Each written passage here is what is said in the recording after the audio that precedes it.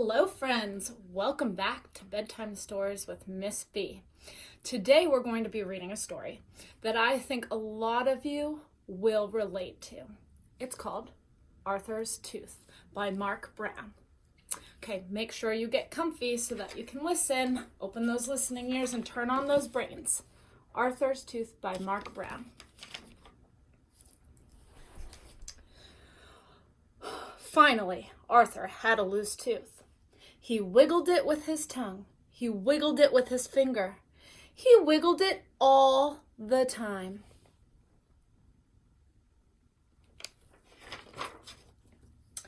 One afternoon, while Arthur was wiggling his tooth during math, he heard a loud scream. "Ha-ha!" Francine jumped up. "My tooth just fell out on my desk," she cried. "Class, how many of you have lost a tooth?" asked Mr. Marco. Everyone but Arthur raised their hands.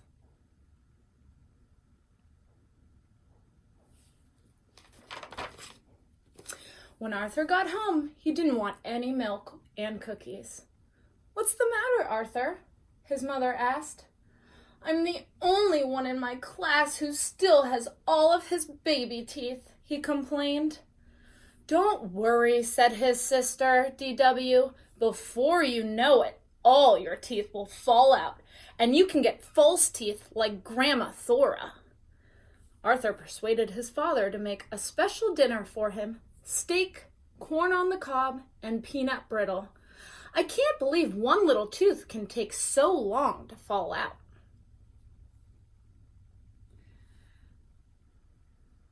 Raise your hand if you've been in Arthur's situation. The next day, Muffy brought in a whole jar of her teeth for show and tell. "I got $2 for each one," she said. "One from my dad and one from my mom. I put it all in the bank to earn interest. I'm waiting for my investment to double."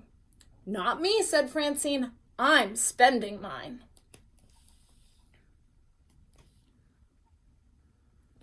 What would you do with your teeth money, the money that you get from the tooth fairy? Would you spend it or would you save it? Later, the class saw a movie called Nasty Mr. Tooth Decay. "Between the ages of 4 and 7, the announcer began, everyone begins to lose their deciduous, or baby teeth." "Everyone except Arthur!" shouted Francine. The whole class laughed. Arthur slid down in his seat. He wiggled his tooth as hard as he could. Poor Arthur. In the cafeteria, Francine practiced her new tricks. "Look," she said, "I can keep my teeth closed and still drink through a straw. And I can squirt water, too. Everybody line up for a squirting contest." Everybody except Arthur. Babies with baby teeth can't squirt water.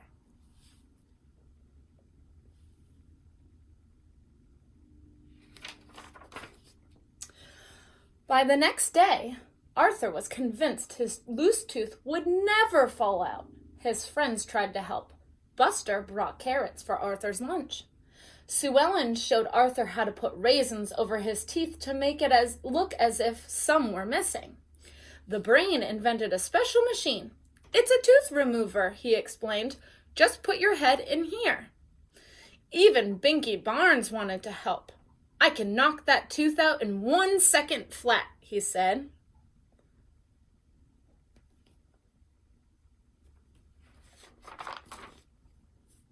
That night, Arthur spent a lot of time in front of the bathroom mirror.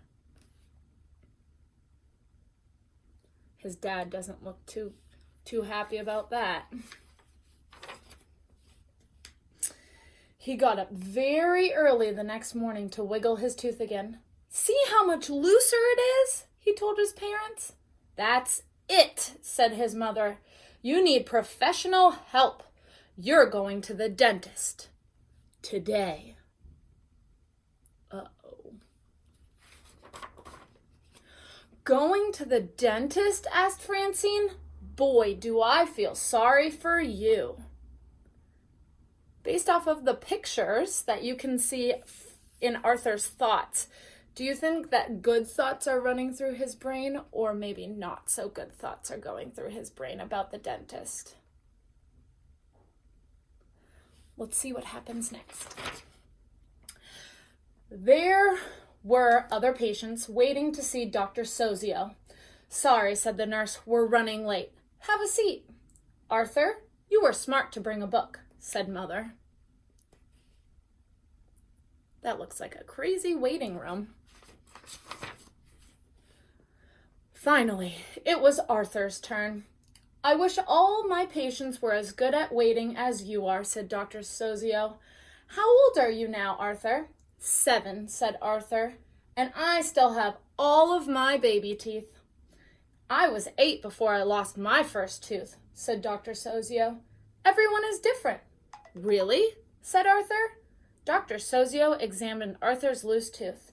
This one should fall out very soon, he said. Just wait. How do you think it made Arthur feel to hear about Dr. Sozio not losing his tooth until he was 8 years old?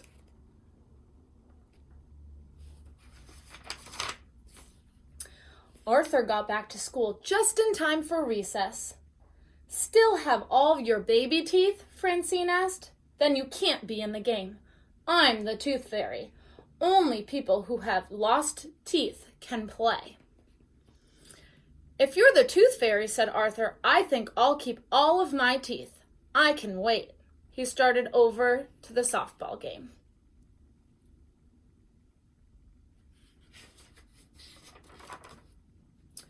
Whoever I touch, said Francine, loses a tooth. She flapped her arms. The one who loses the most wins.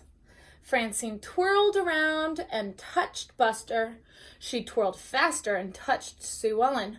Twirling even faster, she slipped and hit Arthur. Ugh!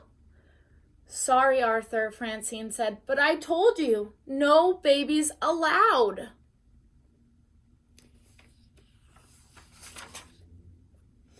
Arthur picked up his glasses. It's okay, he said. It's probably the nicest thing you've ever done for me. What do you mean? Asked Francine. Well, look at Arthur. I hope he's okay. Let's see what happens. Arthur just smiled. Look at, after all of that trouble, Arthur's story about his tooth ends on a good note. And the person who said that he was a baby for not losing his teeth actually helped him lose his first tooth. We all go through stages in life at different times and different ages. If you haven't lost any teeth yet and you have friends who are losing teeth, that's perfectly okay. I lost my first tooth when I was 7, just like Arthur. I hope you enjoyed the story tonight. Have a great night. Bye.